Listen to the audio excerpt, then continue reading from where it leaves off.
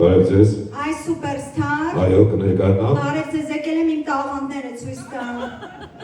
Ցույց տվեք։ Ներկայանամ, ես Ժրաջան Սեդան եմ։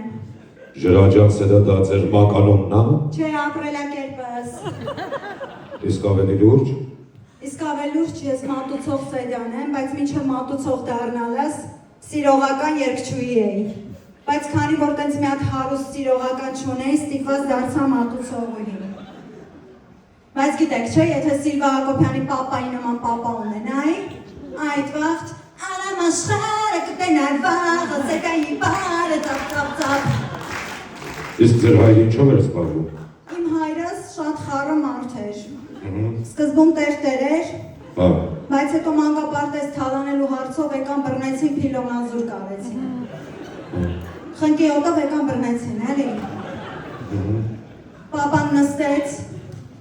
մամաս հայտնվեց կանգառում, ես էլ ճկռեցի օբյեկտում։ Տատիս էլ համաչելով այն փաստից, որ իր փեսան դարձել է հանցագործ, իսկ դուստրը կանգառ կա։ Այսինքն։ Հա, լավ կներեք դուստր բառի համար։ Մեծ քաղաքականությունը թողեց, սկսեց փողոցներում հավաքարարությամբ զբաղվել։ Իսկ մինչև այդ ինչով էր զբաղվում տատին։ Մինչև այդ ազգային ժողովում էր հավաքարար աշխատում։ Բայց նկատեցիք, պարոն ռեժիսոր, տատին հենց ազգային ժողովից գնաց փողոց, փողոցում ով կար չկան, ղրդալեն եկան լցվեցին ազգային ժողով։